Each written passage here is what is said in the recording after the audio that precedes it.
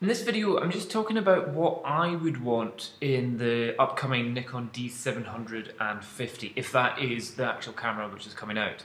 If you're on any of the kind of rumor sites, or pretty much any other photography site that deals with Nikon, they're talking about at Photokina, the next camera is going to come out is the D750 full frame camera, which is meant to be the actual successor to the Nikon D700, which some people thought the D800 or the D610 were meant to be, but that's a good argument if you want to discuss that, but some people say it's not.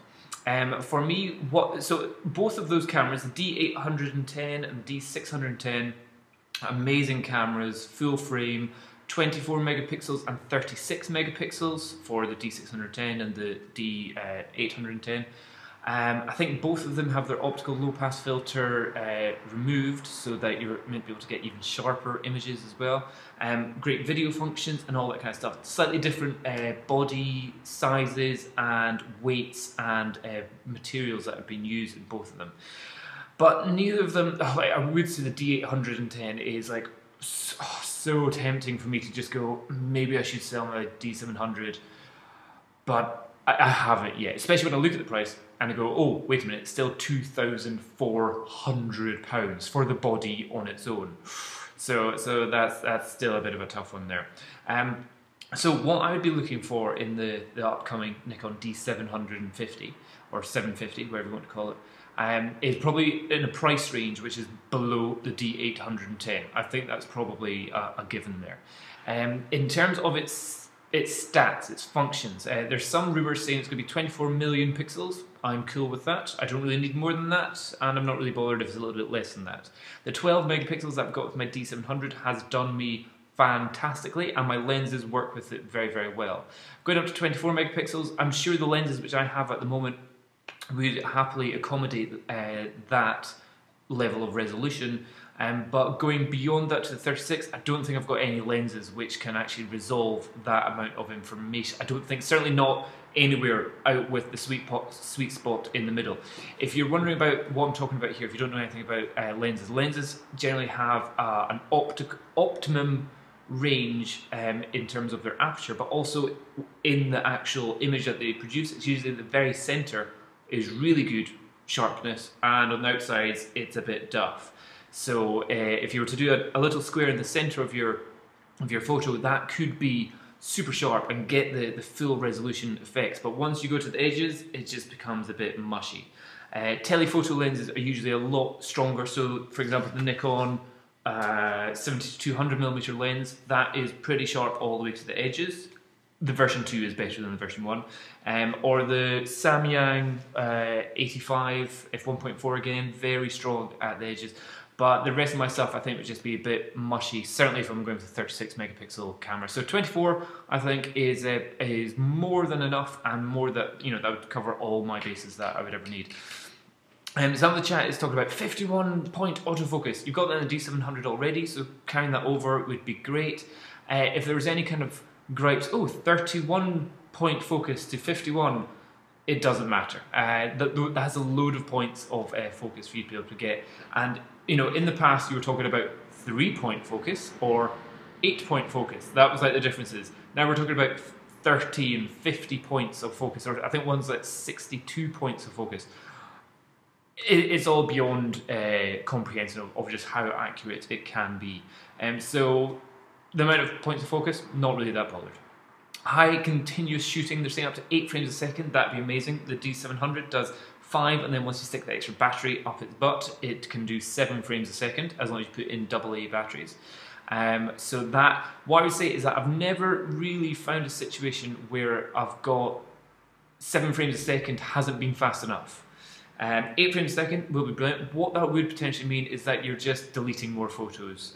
If you're trying to do like a cool snowboarder jumping through the air, whenever I've shot at 7 frames a second, they've never been going fast enough. Also, the other thing is if you're going up to 8 frames a second at 24 megapixels of a big snowboarded massive jump, you're likely to hit the buffer range pretty quickly. So if they're doing a 3-second jump, that's 8, 16, 24 photos potentially of them flying through the air. So you'd have to make sure that your buffer is fast enough. There will be options to be able to alter the rate of the maximum frames a second that you can do. But I would say, certainly for the work that I've done, the sports stuff which I've done, if you're needing more than 7 frames a second, it's probably because you're trying to get the perfect, just as they jump, not a kind of actual collage of photos kind of thing. Advanced scene recognition with a 91,000 pixel RGB sensor. Not bothered about that. That's effectively, you take the photo and the camera in the JPEG settings kind of go, ooh, this is a portrait. We will add on extra settings. Since I'll be shooting in RAW pretty much everything, it doesn't really matter. So the other thing is more about the body shape and stuff. The silent mode, not that bothered about. They don't really work that well. But what I do like the idea is a flippy out screen. I don't like this bendy down screen. I don't think that really serves too many purposes. Nikon and Canon both have ones where you a fully articulating screen which can come right round the corner, and so you can have the camera facing you and you can see yourself. I think that's a very good thing, but this kind of slightly angled, tilted screen would be great if I'm looking over a fence or a wall or something, or if I'm trying to shoot from down here. It has its purposes, but it's not a game changer for me in any way. It's just another little thing. In terms of video, if they can get 1080 at 60 frames a second, so it's as good as my GoPro, that would be fantastic. So I would have full frame, slow motion ability of multiple lenses on my digital SLR. That would be pretty darn good, and it would also be great because you'd have a super ISO ability with this camera. So for me here, really just now, the main thing is more, not so much about the image resolution, but the image quality that we're going to potentially get from it, and how much I can work around with the raw files in terms of their dynamic range. And that's kind of been the biggest thing for me at the moment. Certainly if I'm shooting in properties and I'm using flash, the blowing out of like outside of the windows of the light coming in, major issue. And certainly if you're shooting weddings in sunlight, the Fuji S5 Pro is my go-to camera in harsh sunlight conditions like that, because you can recover so much information from both the highlights and the shadows, more from the highlights with that camera. So it'd be interesting to see more the actual size of the body, shape of the body, weight and all that. Not a big game changer for me. The megapixels not that huge, but if it's bringing in good quality video and awesome dynamic range also in the video as well, that if you could get raw video, that would be fantastic. So if we can do 1080 at 60 frames a second or at 25 or 30 frames a second with raw video, oh, that would be super tempting for me, because a lot of my work is video based nowadays, video and photography work. And actually, here's something which has changed very recently for me, is if it was a slightly smaller body, slightly lighter body, I think that would be good, just because then it saves a bit of space in, like, when it's in the camera bag. This camera bag is pretty darn full, especially when I've got the extra battery pack on top. So if I can get one where it's maybe a little bit of a smaller body shape in terms of depth, so lens here, camera here, if it wasn't that depth, that way, that dimension, that'd be quite good. So just now I was actually kind of looking at the Sony A7R and A7S and kind of went, oh, that's a nice, light, small camera with a full frame. That's good, I like that. But at the same time, that would have to be going to a completely different photography ecosystem in terms of lenses and flashes and all that kind of setup. So I'm definitely going to be staying with my Nikon stuff, and I'm keen to find out what happens with the D750.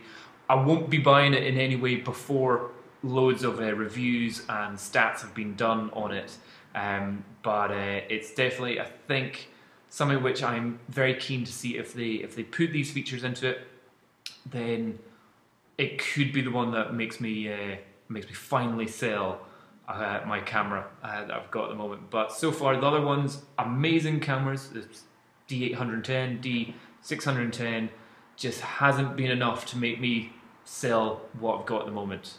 But this one could be. if it's got a good sensor with good dynamic range, possibly raw video and 60 frames per second HD normal video as well, and a full articulating screen, that'd be if it was a full articulating screen, I'd be sold straight away. I'd be like, selling everything, buying that now. But at the moment, got to wait for another, I think it's about another 5 days or so until the D750 comes out, or is announced. And then it'll still be about another 3 months until it actually comes out, and then it'll be sold out for about another 3 months. So it'll probably still be about a year until I buy this camera. So yeah, don't hold your breath. Okay, hope that helps. Bye bye.